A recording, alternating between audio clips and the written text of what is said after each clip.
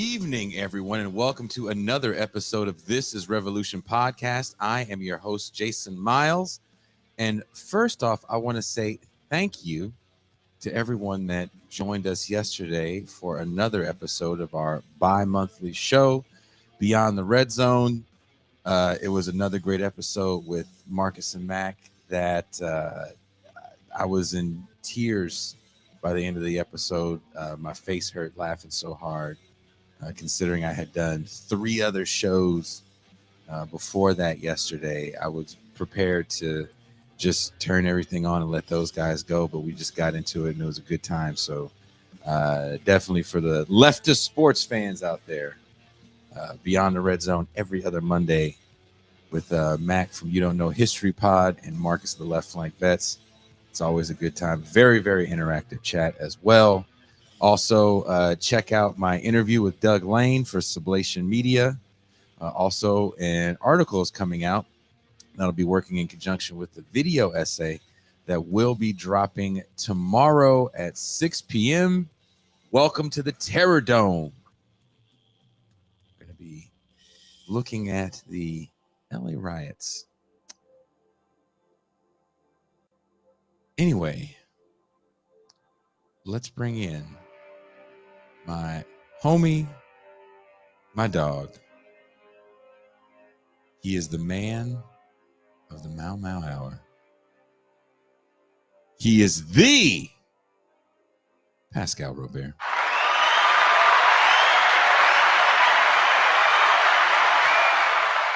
Peace and greetings to the chat. Peace and greetings to the audience.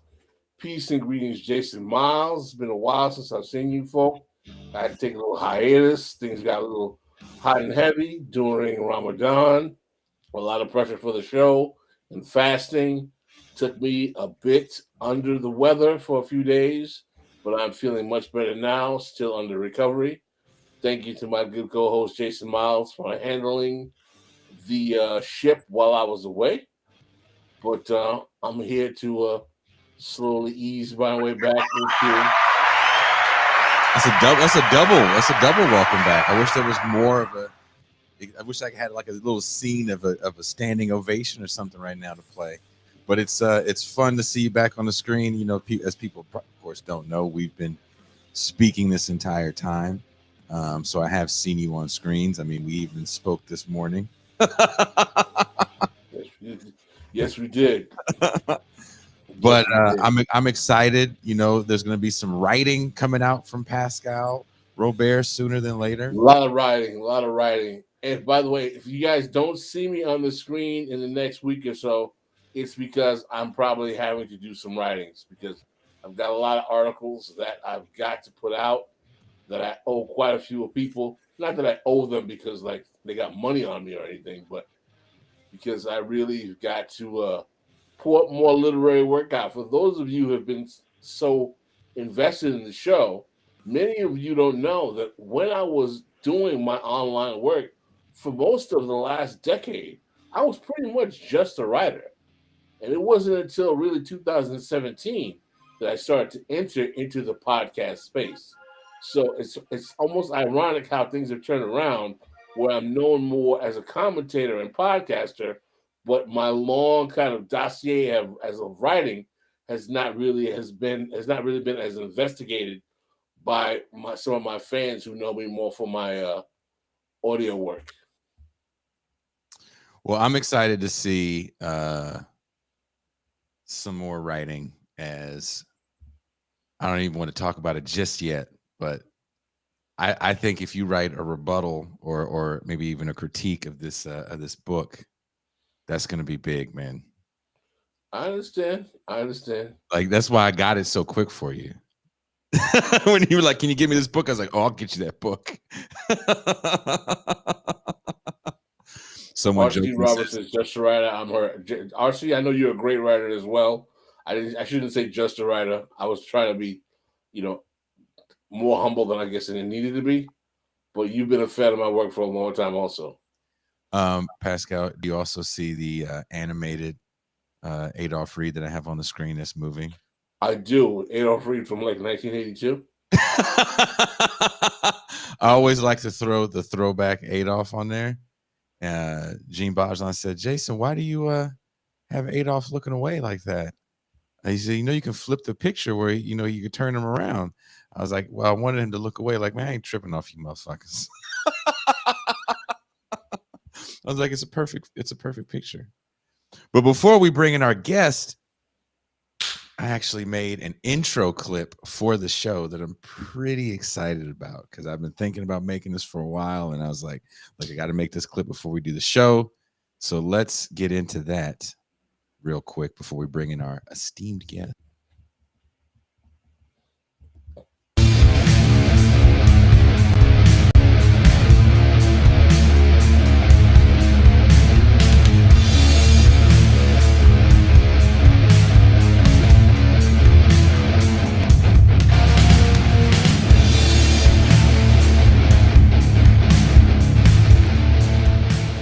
Many years. She's done it for corporations and universities across the country. It's the blue-eyed, brown-eyed experience, or blue-eyed, green-eyed experiment, where you have to explain the experiment, Jane, please. You separate groups according to eye color, and you place those who have the wrong color eyes in the position in which we place minority group members and women in this society, and gays, and people with disabilities. And most of the people that I work with are white, so-called adult males. And those blue-eyed white males, when they are placed in the situation in which they are treated the way women and people of color are treated in this country, react exactly the way women and people of color react in this country. They get angry. Angry. I have been threatened with death numerous times. I've been hit by a white male during this exercise. I've had a knife pulled on me.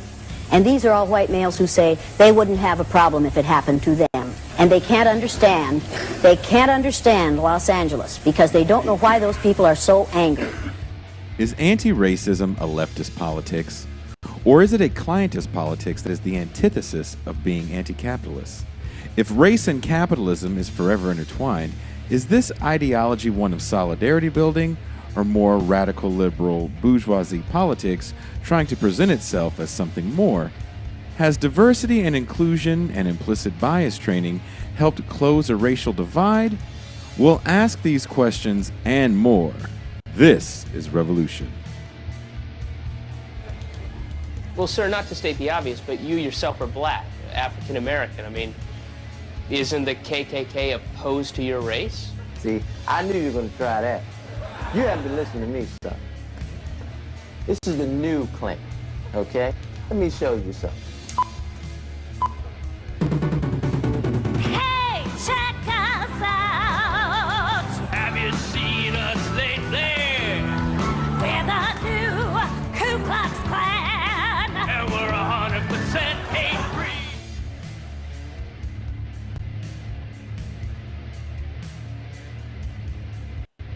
Thank you for watching. Please don't forget.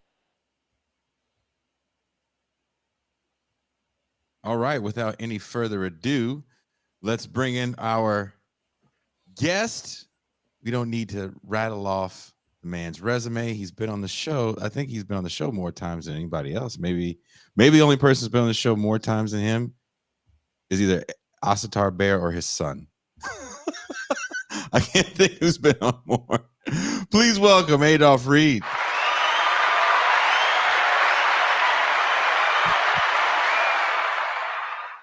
Well, so here's the moment we've all been waiting for. Is the microphone working? It's fine. Yeah, can you hear me? Really? It's on. We can hear you, man. We can hear you. But we'll have to deal with it. It's fine. Sorry. Yeah, I'm not sure what's going on, but because don't worry about it. You in New Orleans right now, right? Yeah, I did a Zoom panel this morning, and everything was fine. But it was the same setup. So, but anyway, sorry. I hope the sound quality isn't too impressive. So that photo, by the way, is from a demo in Chicago, I think in 1997, maybe. It was the Sony strike, and we were out in front of a movie theater in solidarity with IATSE, right? But anyway, neither here nor there. Good to see you guys. How you doing, Matt? Doing all right, man. Doing all right. How are the book sales going for the South? Well, I don't know. Like I look at the Amazon totals every now and then. My publicist says she's going to try to get some info from production, I guess. But I know the first run sold out in a couple of months, so we'll see. That's all right. That's all right. That's a very, very good thing to hear. Yeah. Well, listen, Adolph, we brought you on a show to talk about your latest piece in Non-Site, which I love the title. I love the article. Let me go get my big white man, the clientelist foundation. I do want to say this. I do want to say this before you ask the question. So I had just got done doing the show, and I was not in the best of moods for an entire day.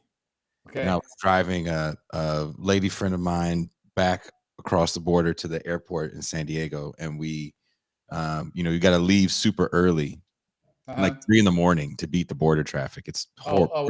That's bad. Here, right? And so we go across, and she goes, because I love Denny's when I go home.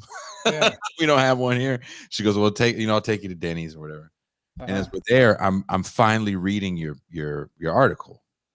Okay. And I was so pissed because I was like, God damn it. I wish I would have read this the day.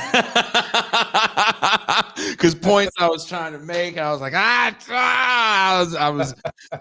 was so mad, and I sent Charade a message right away. I was like, damn, I'm just now reading this thing. Oh, so you told me. That's why I emailed you, actually.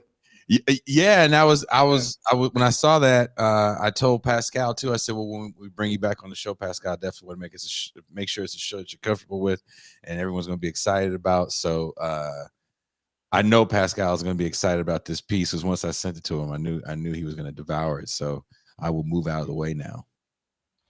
Right. So again, the title of the piece: "Let Me Go Get My Big White Man: The Clientelist Foundation of Contemporary Anti-Racist Politics." Now, Adolph, I've been reading you long enough to understand what exactly you're talking about when you're referring to this politics. But for anyone who is familiar with your repertoire of writing over the years, they will learn that there is a kind of Reed lexicon of terminology that kind of develops. Not that it's played out, but it's in the arsenal. And one of my favorite words that is in the Reed arsenal that is used is taxonomy. Oh, okay. Taxonomy as a classification of a subject. So the question I'm going to ask you is that, and I'd really like you to make this clear, because I think this is the crux of the problem. Do you acknowledge that what you have been challenging in your writing and this current piece about anti-racism is distinct from the long anti-discrimination efforts that have existed in America, perhaps from inception? Making that distinction is crucial in my view, because the reason I think it's important to make that distinction is that when you tell people that we're fighting anti-racism, most lay people are like, well, why? Why would you want to fight anti-racism? Because they think anti-racism is basically the movement to fight against racial discrimination.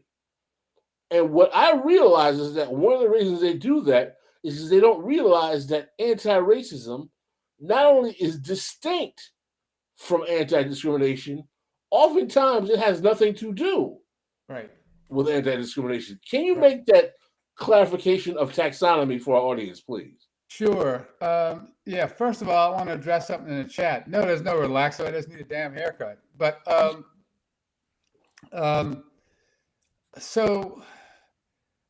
guess in the first place, I don't really talk to lay people about anti-racism, right? I talk to working people about issues that concern them on a daily basis, right? And what I found, by and large, is when I do that, like the question of where I stand about anti-racist politics, or Joanne Reed or Black Lives Matter or whatever, doesn't even come up, because as you brothers both know, and I assume much if not most of your audience knows, those aren't the issues that, rank and file black people think about as they go about their daily work. I mean, like, I was on a panel just about a year ago with a brother who was running for Congress in Brooklyn, who was going on about how he didn't. I think I mentioned this in the article about he didn't accept the idea that there are class distinctions among Black Americans because every Black American faces like a daily danger of being killed by the police. Well, that first of all, that's not even true statistically. But wait, he said every Black American is in danger of getting killed by the police. Right. And that's why he said there's no such thing as class distinctions among Black people. Right? He wouldn't accept that idea. So I mean,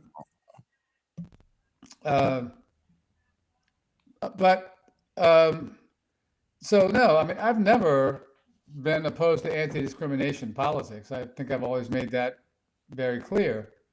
I've never been opposed to affirmative action as a technique of more extensive anti-discrimination enforcement, right? But yeah, what's called anti-racist politics at this point is something that's entirely different, right? It's actually what Cedric and Charade referred to more recently as Black politics as it's understood in contemporary times. It's a class-driven project that's advanced by elites and wannabe elites who purport to speak in the interest of a generic racial constituency with which they have no direct and organic connection other than what they claim by virtue by virtue of race, and they propound an agenda that doesn't directly address the everyday felt concerns of the vast majority of Black people in this country who either get up and go to work every day or are expected to go to work every day. It's really interesting. One of the terms I've used to describe the discourse around this politics, particularly in the same period that you're talking about in this piece from 2015, is what I use the term racial grievance discourse. Mm-hmm. And as a matter of fact, I wrote a piece for Black Agenda Report called The Great Awakening, which I didn't coin that phrase. I mean, I think you might have been the person who coined it, but it started somewhere else. That basically talked about how... I think I know the jerk-off who first coined it. It might have been Matt Iglesias, but... Right. But I wasn't thinking about him when I used it either. It just came to me. Right. But the basic premise of the piece was how racial grievance discourse had been increased in its weaponization in the era of the late term of the Obama presidency, right around the coming 2016 election. Right. And I'm going to get to that in terms of the confluence of events around that later on down the line. Mm-hmm. But one of the things that I really admire about the piece that you wrote here in Non-Site that we're talking about, and we're going to repeat the title again when we shared it. Let me go get my big white man, the clientelist foundations of contemporary anti-racist politics, is that you discuss a history that, as someone who's familiar with your repertoire, I've read in several of your pieces, articles, books, what have you, but I never get tired of hearing because it is so absolutely oblivious to discussion within the hallowed halls of Black studies, within the hallowed halls of all of Black academia, who claim to wax rhapsodic on their specialization and knowledge of Black political history. And that particular historical narrative that I'm talking about is the way in which race relations and the race leader or racial manager or racial broker, if you will, comes to be. And just to let you know that I tell you, jokingly, I read your stuff. I read your stuff. I buy the stuff that you suggest that we read. This Ah, is The Education of Booker T. Washington, Michael Rudolph West, yeah, right here. look, yeah, Very good book. yep. Very good book. And can you go into, for our audience, and you don't have to prolong it as much as you need to, but can you go into where the concept of this race leadership, race management, race relations, or I like to say racial ventriloquist paradigm comes from? I want to challenge you a little bit because I kind of think it might be even a little earlier than Booker T. And I'd like your thoughts on that. Okay, well, yeah, I mean, Booker T is like the symbolic avatar of it, right? But so look, until emancipation, and Michael West makes this argument. Until emancipation, the substance of the Negro question was really a question about slavery, right? Mm-hmm. Once slavery was over, we had a 30-year period thereabouts when the Negro question wasn't really on the table anymore, or the Negro question was, if anything, more a matter of how Black free people were going to be incorporated into American life, right, into the mainstream of American life. And that's what the 14th and 15th Amendments, right, were set out to do. And also the 13th, no matter what Ava DuVernay and whoever she talks to in the crack house believes.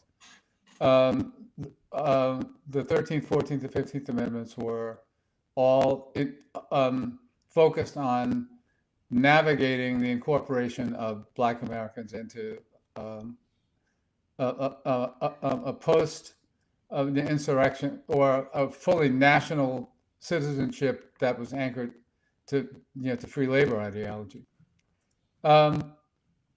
And over the course of that 30-year period, in the South, where the vast majority of the Black population was, there was like ongoing struggle, right? I mean, free people wanted to be as far away from slavery as they could get. The planter class wanted Black people to be as close to slavery as they could manage. Among other things, the sharecrop system kind of came out of that as a compromise. It was still tilted to favor the planters, of course, but at least it freed the free people from direct supervision of white overlords. And all through this period, after the ratification of the 15th Amendment, for sure, Black people were voting, holding office, right, from state level to county and town level. And for all that period, the idea of a Negro spokesman or a Negro leader just didn't exist, right? There wasn't a job description for such a person. And there didn't need to be, and moreover couldn't be, right? Because Black people were civically engaged, right, on a regular basis. So one irony is that it's only in the context of expanding disfranchisement in the 1880s and 1890s that the notion of a Negro leader began to take shape, right? Or a Negro leader as a category or a job description. And what's so smart about the Michael West book is that he points out that Washington, not as a theorist of something called race relations or of Black leadership, but through his actual practice, substantively, it invented the notion of race relations. Because what happened was that Black people disappeared, and this was a natural effect of disfranchisement and the expulsion of Black people out of civic life, especially in the South. Black people disappeared as individual citizens, right? And they disappeared as, students, teachers, doctors, lawyers, plumbers, shipbuilders, right? Carpenters, farmers, preachers, anything. And we're all compressed into the racial identity, right? That singular construct of the Negro, right? And the race relations framework took shape as a way to accommodate really Northern liberals more than anybody else to the reality that in the South, the 15th Amendment was a dead letter.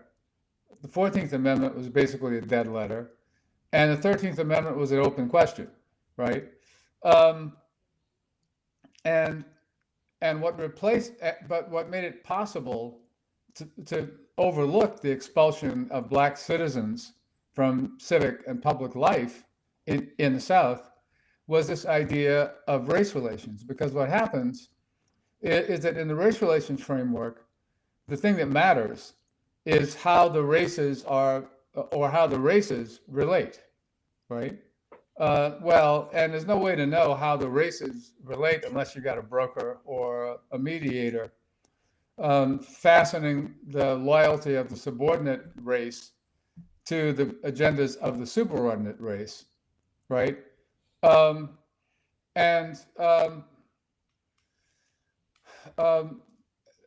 in that framework, then there's only like, good race relations and bad race relations. And what good race relations meant is that nobody who mattered was complaining, which meant white people weren't complaining.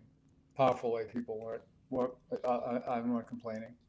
There's an important element here that I don't know if it's out of humility or out of I've said it enough. I don't have to. So there's a very important fact that we're missing here that explains why was it necessary. And we did a whole show on this. Why was it necessary for the American ruling class to disenfranchise Black people within 30 years of emancipation? And what caused that to happen? And what that caused that to happen is that Black people and white people were basically engaged in one of the most powerful and most radical labor uprisings, particularly in the South, that had the chance to not only threaten the traditional function of Southern plantation capitalism, but fracture the hegemony of the two-party system. Yeah. Mm-hmm. Yeah, I mean, it could have been. I mean, like, it's easy to exaggerate the extent of the threat, right? I mean, for a long time, for instance, I thought that that the Southern, the ruling class was like crazy, right? Because the threat couldn't have been that great, but in fact it was, right? And it's one of those cases where, well, I think I said this. I don't know if I said this in that article or someplace else, but if we think about how people like Jeff Bezos and Elon Musk they respond to the demand that they pay taxes, right? And they treat that like it's a threat to put them under a forced march to Treblinka. Well, it helps to sense a little bit that how powerful people with absolute power feel any challenge to the absoluteness of their power as though it's like a cannibalistic uprising.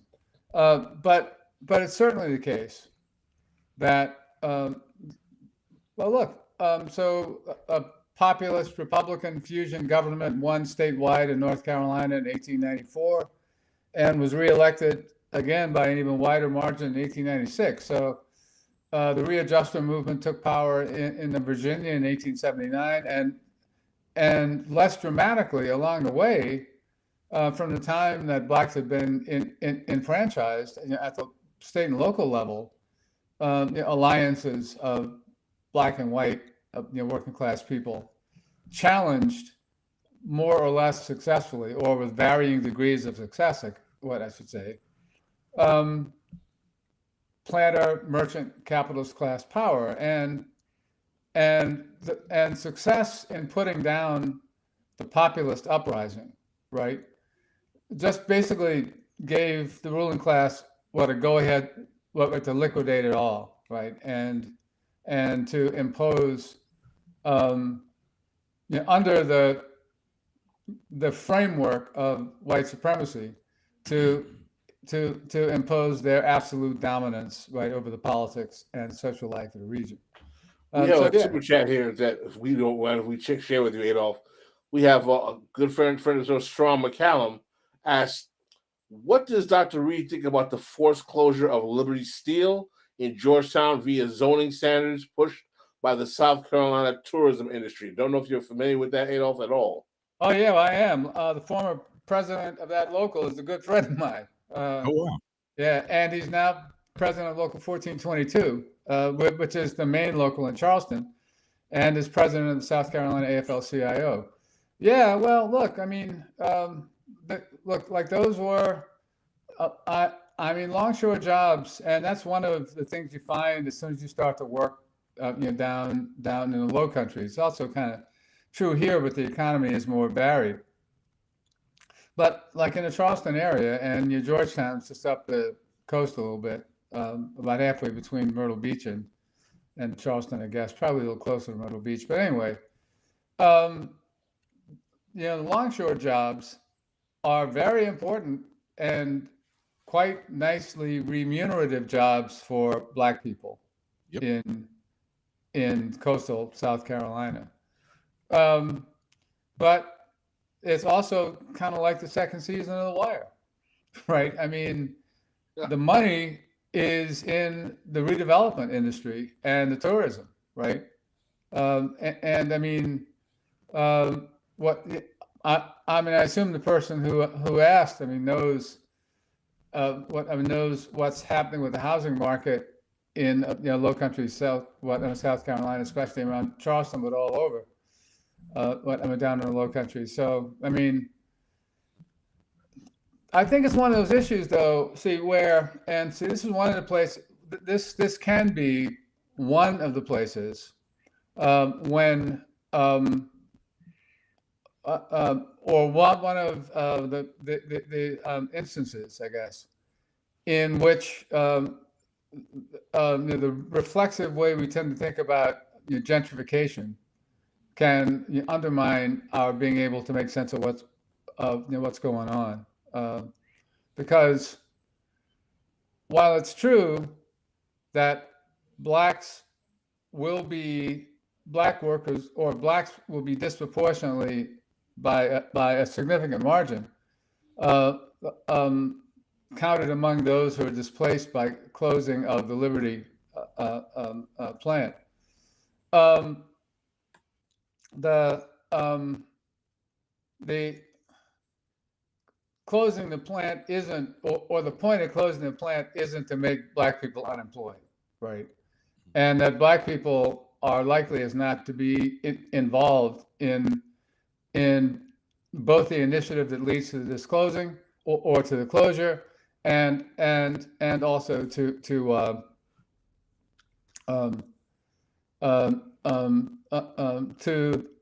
the tourist development that takes its place. So yeah, it's horrible. Wow, that's just you. I'm really impressed that you were so well versed in the details of that. That would have been the question. I'd be like, I'll pass on that one. Well, I mean, even before the show, we were talking about a person that's been working in the advocate world for decades, and Adolph's go, "Oh yeah, tell Randy I said hi." He's and then even this picture's like, "Oh, that was at the such and such strike." You never hear him talk about the panel he was on. No, I mean, that's one of the things I do appreciate about about you as an academic, Adolph, is that it's not simply ivory tower smoking expensive tobacco in a pipe and having nice well branded cognacs. You actually are a labor activist and have been for a long time. And I know you're kind of coy to really outline that as part of your history, but for many of those, particularly Black academics who like to assail you, that I run into all the time, they're like, I ain't seen Adolph in the prisons. That's maybe because he's trying to get those Negroes jobs when they get out. Maybe that's what you haven't seen. Well, I do want to ask this question. By the way, I have to point out that May 6th was Willie Mays' 91st birthday. Really? I was going to leave you alone about that. And so if you guys don't know, Adolph is a bit of a sports fan, more of a baseball fan. And I want him to publicly say that he knows now that the Denver Broncos are going to the Super Bowl because they have the best black quarterback in the NFL and Russell Wilson. I got to give you props on that, and it's possible, I don't know. I guess they're as good a bet to lose to the Saints as anybody else. Well, I do want to ask you. I was reading your piece, and I was able to highlight some excerpts from it. The material and ideological project around which the emergent stratum of black putative race leaders took shape was, in Kenneth Warren's characterization, substitution of black professionals, managers, and intellectuals for their white counterparts within those institutions charged with administering to the needs of black populations, or, more succinctly, establishment of managerial authority over the nation's Negro problem. Now, we keep talking about this definitely in almost an ancient past when we talk about Booker T. Washington. Mm-hmm. And a big reason for me to want to do this show also was the emergence of a new idea, as anti-racism definitely took off. Was it 2016 or so? I think that book came out. Mm-hmm. Ibrahim X. Kendi's book came out. And then before that, you had Robin DiAngelo Kelly's White Fragility. Now we have a more radical anti-racism in the elite capture of anti-racism, as if this ideal of being anti-racist is something radical. Well, Jason, you forgot something, because there's somebody who we've been neglecting who kicks this off that we didn't give enough credit for. And that's Ta-Nehisi Coates. Yeah. He kicks it off, but I think he kicks it off with the whole reparations thing. And was that 2014 or 2012? He writes that piece, A Case for Reparations. I want to say it's 2014, in response to reading The Color of Law by Richard Rothstein, who also was on this show. But I don't know if you've checked out any of these new books, because it's kind of the same song. But what do you say to this idea that anti-racism, intersectionality has been captured by elites, and actually these are radical forms of thinking? What do you say to that? Well, I tell you what it makes me think of right away.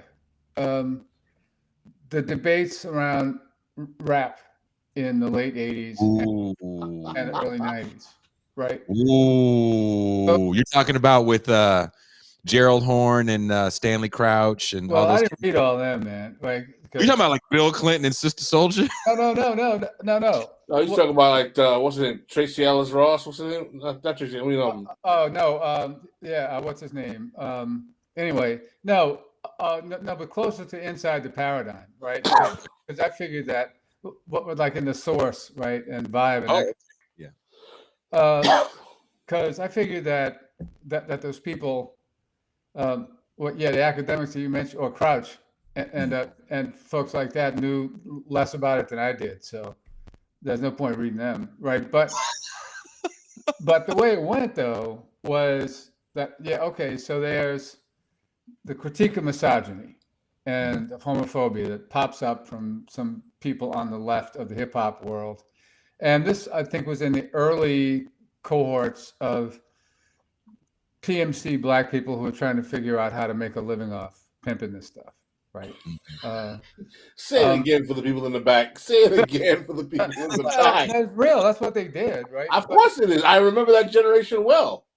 So, like, they would explain about how some of the stuff that you heard about was sexist and misogynist and homophobic.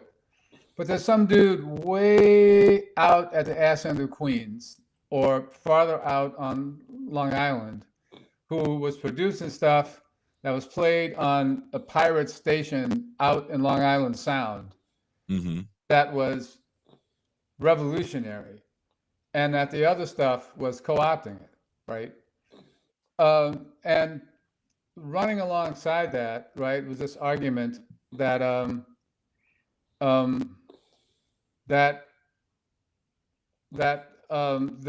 one without the left political aspirations was an argument that there's some group out there that's like really authentic and hardcore and down, right? And then they become lionized for a little bit, and the record label buys them a big house, whatever. And the record label buys a big house and lets them live in it. Yeah, thank you.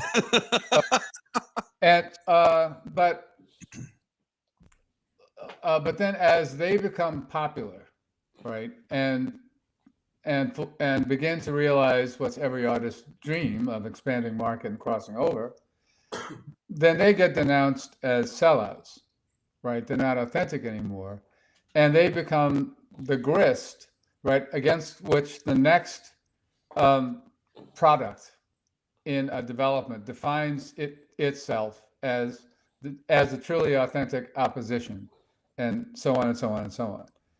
And for the totality of the time that I've heard this line about the authentic radical voice coming up from the streets, that comparison has been in my head, because it's just the same thing, like in a different industrial context. So DeRay McKesson was like the authentic, I don't know, Nat Turner of the Black Lives Matter, till he wasn't, right? Until his stuff just got so embarrassing that everybody had to admit it.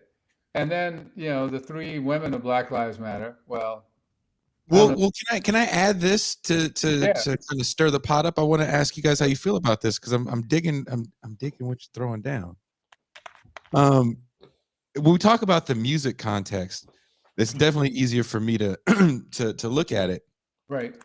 And one thing that you're talking about as market capture is you always get the derivative, right? So when NWA hit, they were kind of a bit of a derivative of what had been happening with Ice-T when he hit. Yeah, right. And then you get all the derivatives of NWA, where after 3 or 4 years, it's just how many people you can kill on a record, right? Right. You're the CNN of the streets, right? And in the context of the DeRay McKessons, and then they bonded with David Duke, and they turned it south. Oh, I mean, these are young cats that are getting money, and they just want to keep getting money and be controversial. Yeah, right. They weren't trying to be a voice of the people as much as they were trying to be controversial. And then we also have to keep in mind what voices they were hearing, like what was left over by the time those guys are coming up anyway. Yep.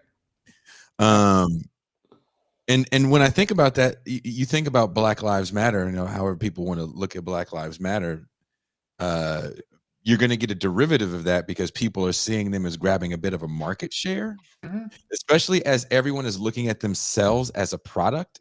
Right. No, that's right. It's really changed the way we look at activism in a way, because there are people on YouTube that are trying to be professional activists, professional protesters. Right. And someone coming from an era before, and we've definitely talked about the 60s and issues within the 60s. I talk about it in the upcoming video essay that I'll be preparing tomorrow at 6. Yeah. Oh, yeah. But what is your take on stuff like that? Like, do you think that right now we're seeing something maybe even more insidious than we see in the 60s, because it's kind of ingrained in us, because it's so part of the system in which we exist in, that there's people that are just trying to capture different audiences? Like, maybe I won't be Ibrahim X Kendi, right, but man, if I could get a quarter of that audience. Oh no, that's right. Well, yeah, let me say two things, and they're both kind of anecdotal, but I hope it's okay. One is, so after Walter Scott was killed in North Charleston, he's the brother who a bystander videoed the cop shooting at eight times as he ran away from the cop, right? There's a young dude, I came across this on YouTube, like a young brother who was described in the video as the North Charleston, the chair or whatever of the North Charleston Black Lives Matter chapter. and he was obviously someplace in a parking lot with a few of his boys, and they were videoing him giving the glib talk, and he was doing the glib talk, and it was all just kind of, it's kind of pathetic, to be honest, right? But transparent, or at least it was transparent to me. Well, yeah, I'm not patting myself on the back. It was transparent to anybody who didn't want to believe in it, right? So fast forward, like I forget what year Scott was killed, but fast forward to when to 2016, and I was working in the Sanders campaign down there, and we had a big event in Columbia at the University of South Carolina with me and Cornel West and the president of the state Fed, and Nina Turner may have been there too, but they were like packed auditorium, a real big event. And when it was over, a young brother who turned out to be this young brother from the video, went up to Cornell and was trying to pigeonhole Cornell about what the campaign was doing wrong and so forth and so on. So Cornell kind of passed him off to me, which made sense, because Cornell thought that I might have had more, structural connections with the campaign when I'm in the state, because he was more of an in and out guy, but I didn't really. But anyway, so the dude starts giving me the line about how the Sanders campaign is messing up because it's not doing what it needs to do to reach out to young African American people, right? So I tried to be nice to him for a little while, and he wasn't hearing it. And the more I said stuff to him, like, you should go to the office at Columbia or in Columbia and sign up to volunteer or whatever, the more aggressive he got. And it was clear what I knew from the very beginning was that he was auditioning, or thought he was auditioning to be the representative of the young African American voices. Word. He had the dreads, like my boy down there. Uni? Yeah, the uni on. Yeah. Yes, he did. Yes, he did. And my boy in Orangeburg, South Carolina, asked me years ago, and like, this is the brother. But what I've often said to him, like, if there was a Nobel Prize for apothegms, he would have won for saying that the only thing that hasn't changed about Black politics since 1965 is how we think about it. But this brother asked me one day, out of the blue, man, we may have been having a drink, but he said, like, have you ever known anybody with dreadlocks and good politics? And we thought about that for a second. but anyway, so the young blood is getting really pissy with me, right? And so I finally said to him, look, man, like, I didn't appreciate this hustle when your granddaddy tried it on me, right? So, like, right, I'm not going to appreciate it now. I know what you're doing, man, and like, this isn't going to happen, right? Like, right, like, you aren't going to get the job of embodying the voice of African American youth in the Sanders campaign, or at least not if I have anything to say about it. All right, that's one. And the other one's a lot briefer, but it's like, and I may have mentioned this one on this podcast once before too, but right after Garza, Colors, and Tometi, it became the thing, right? And when the line was beginning that we needed to recognize that this hashtag was created by 3 queer black women, and I started waiting for somebody to tell me why we need to acknowledge that, right, and what that does for us, actually. And the next thing I know, creating the hashtag becomes the same thing as creating the movement. And I've said to people, well, people don't, individuals don't create movements, right? But I saw the 3 of them on a panel, and I can't attest, and it was on TV, but I guess it must have been like a YouTube thing.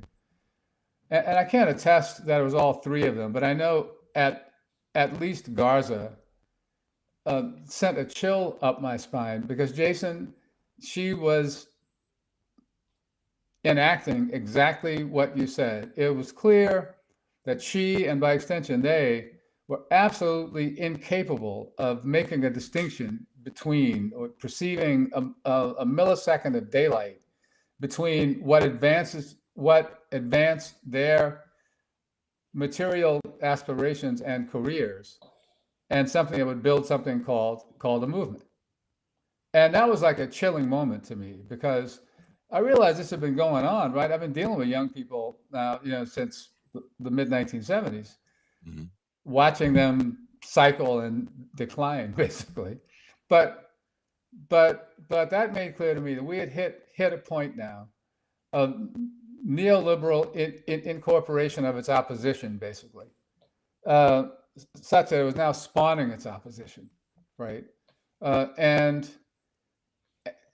while I could not have forecast how this was going to play out over the subsequent years and just how bad it was going to get, but you probably noticed, and others who look at the piece may not go to the footnotes or the massive footnotes. So I'll say this. Lots of footnotes, by the way. Huh? There's a lot of footnotes. Oh yeah, totally. But in the first endnote, I point out, because I actually was working on something else on a deadline, right? I was working on a chapter for the book that Kenneth Warren and I are doing.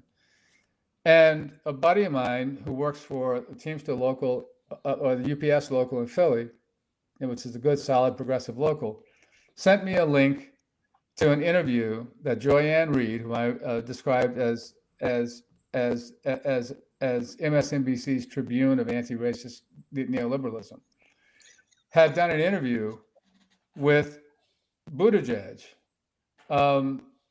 in late January of this year, in which she flippantly and gratuitously, it had no connection with the subject of the interview at all, made a reference to the Infrastructure Bill Act as the White Guys Employment Act. And that just kind of underscored the extent to which, in the first place, it's wrong and it's crazy, right? Because Black and brown people get those jobs too. Mm-hmm. But it just underscores, and like they've been saying since 2016, that to the extent to which people like Reed and others have been insisting that any reference to a working class is in fact a veiled reference to curry favor with racist white people, then the natural implication of that statement is that you can't be Black and working class. Exactly. Which means that a working class agenda cannot apply to Black people, and that's why what we as Black people get from them is challenging the goddamn racial wealth gap, which exists for the umpteenth time only between the richest 10% of Black people and the richest 10% of white people. Well, I feel like, and I don't know if you guys feel the same way, a lot of that discourse, and I know we're getting closer to the time limit, and there's definitely some things I want to get into in the bonus half, but I feel like that discourse really gets heated up amongst people that feel like maybe they're a little cheated in that. Like there's like an upper stratum of Black cats that kind of get into that discourse a little bit more. Like in doing my research for my article and then for the video essay, I didn't realize, and maybe you know this, Adolph, because you spent some time in California. In the 90s, by like 1990, LA was home to more millionaires than it had ever been home to before, and there was quite a few Black ones. But it also was home to the poorest Black neighborhood at the same time in South Central. So well, somebody was up there in Baldwin. I think it was a reaction to the fact that, number one, there was an increasing encroachment of precarity economically in Black spaces that was hitting not only lower working class Blacks, but even upper middle class Blacks because of the subprime crisis, right? And there was no racialized form of reparation for that loss to them. And second of all, the precarity was not just racialized as well. In other words, the economic crisis of the non-Obama recovery was hitting working class and middle class whites as well. Right. And what happens is that the traditional paradigm that that class has gotten used to is that, like, oh, black people are getting savaged by this system, but white folks are doing well. So it always gave license to their racial grievance politics. But what happens now is that like white folk, particularly college educated down with the mobile white folk, were realizing that they're getting screwed over by capitalism also. And they're starting to say things like, hey, maybe this socialism thing is a good thing. Maybe Bernie Sanders is interesting. And because that class realizes that puts their racial ventriloquism in jeopardy, and that is the sounding alarm for them, is to have black people turn to that politics. They go into full aggressive mode to kill that politics within black spaces. And that's what they did. Right. Oh, yeah. And I think that's absolutely right, man.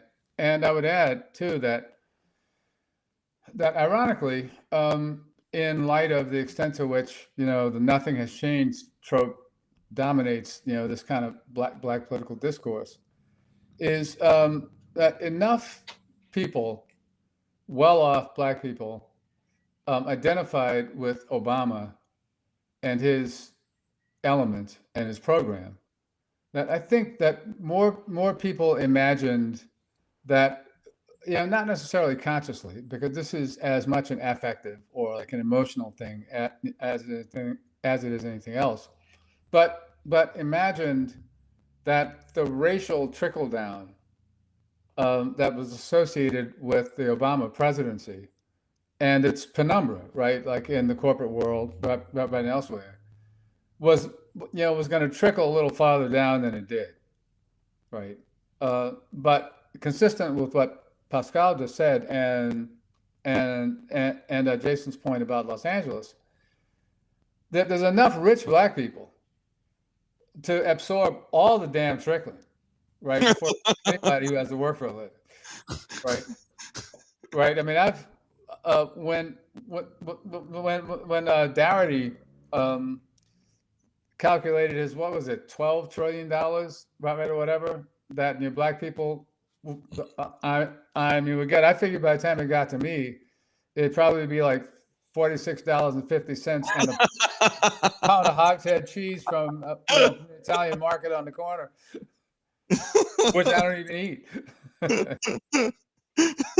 No, it just demonstrates, right, that what we have is that the brokerage or clientage politics that comes out of black power, that manifests in the 70s with the first iteration of the post-civil rights black political class, who, because of their need to contend with movement figures that still existed, at least had to surrender to the charade of redistribution agendas and give some fat back and biscuits. Maynard Jackson did increase the black middle class with airport concessions. He did give some stuff to contractors.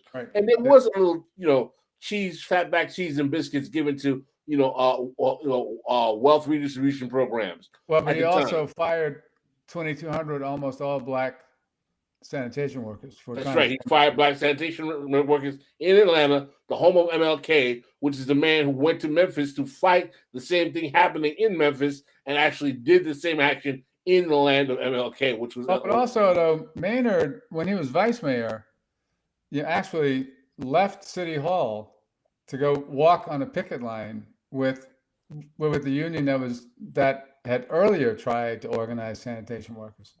So it's not just that Maynard was a bad guy, right? But there was like a structural thing going on. The shifting politics. Right. He was the mayor of the Black Metropolis, the first black mayor of the Black Metropolis, and that was a big undertaking, and I feel like he kind of walks into an economic gold mine and a media shitstorm at the same time with the. That's right. Look, I mean, the whole time that he was mayor, moth, God, sorry, but the whole time that he was mayor, the default setting of the local media and opinion shaping people or institutions was that he was anti-business, and like I don't know. God, that's hilarious. What more Maynard could have done except blow the entire Central Atlanta Progress board on Peachtree Street downtown at high noon and boast about how good it tastes, right? I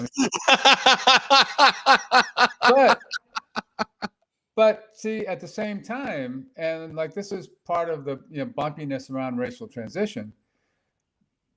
Before Maynard, like the Chamber of Commerce and CAP, or Central Atlanta Progress, just ran City Hall out of the cash drawer, right? I mean, they didn't bother to go down to meet with the mayor. I mean, they selected who the mayor was going to be, right?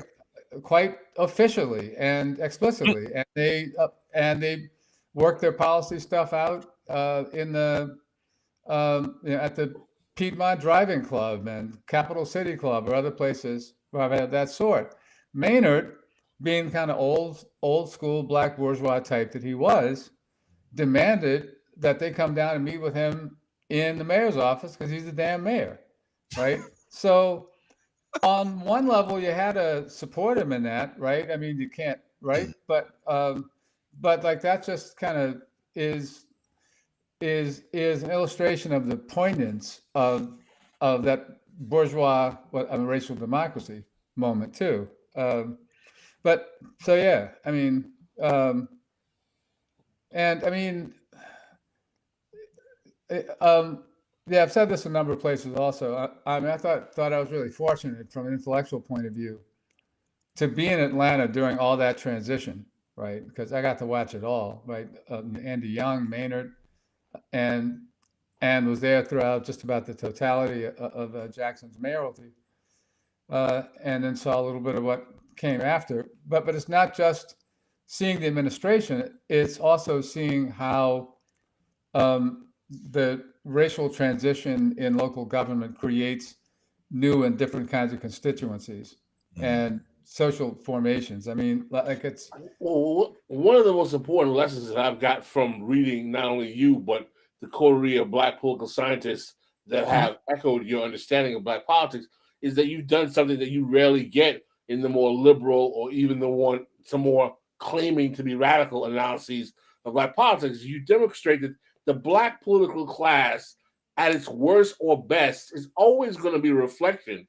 of the condition of capitalism that exists in America at that time, particularly relegated to urban municipalities.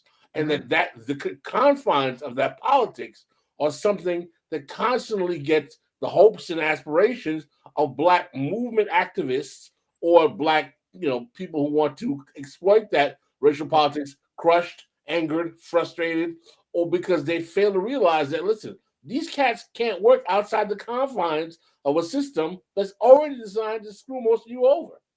Well, and yeah, and one of the problems is that the radicals, you didn't have a clear enough analysis of what the system was in the first place, right? Like I've written this a couple of places too, but like it took me years to figure out that the problem with the radical Black Power critique was that it wouldn't let go of an abstraction called the Black community as the normative subject, right, on behalf of which it launched the critique. So the line was always, well, who really represents the Black community?